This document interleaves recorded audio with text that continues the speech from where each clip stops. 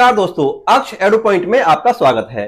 दोस्तों, चुनावी मौसम चल रहा है। हम आपको 1951 में हुए देश के पहले चुनाव के बारे में कुछ दिलचस्प बातें बताते हैं। भारत में पहली बार चुनाव आजादी के करीब 4 साल बाद हुए थे।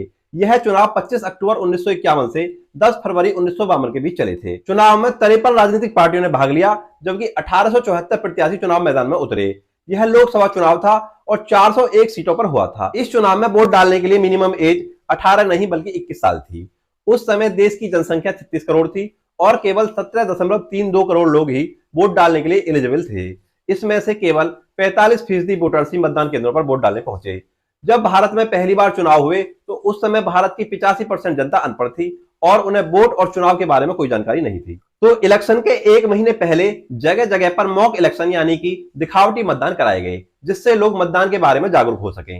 यानी लोगों को पहले डेमो दिया गया कि किस तरह से इलेक्शन होता है और कैसे वोट डाले जाते हैं। इस चुनाव के समय मुख्य चुनाव आयुक्त सुकुमार सेन थे और उन्होंने बहुत सारी चुनौतियों और परेशानियों का सामना किया। एक समस्या इस बात की थी कि जनगणना के वक्त अशिक्षित महिला अपना नाम फलां की अम्मा या फलां की पत्नी बताती थी, जिससे वोटर लिस्ट में भी उनका यही नाम आया।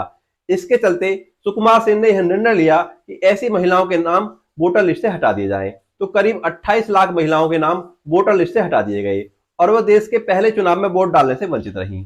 चुनाव की प्रक्रिया को समझाने और चुनाव की खबर देने के लिए चुनाव आयोग ने रेडियो और फिल्मों का सहारा लिया। दीवारों और ऐतिहासिक स्थलों को पोस्टरों और नारों से पाट दिया गया।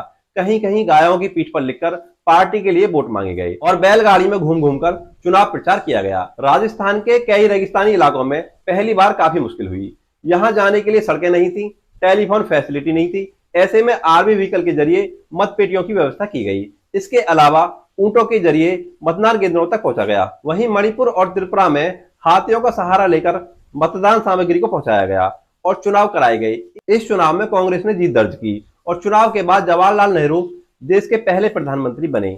वहीं सीटों की बात करें तो कांग्रेस को 364 सीटें मिली, जबकि दूसरे नंबर पर रही पार्टी सीपीआई को 16 सीटें मिली थी। वीडियो अगर पसंद आया वीडियो को लाइक करें, चैनल को सब्सक्राइब करें। मिलते हैं अगली वीडियो में, तब तक के लिए नमस्कार।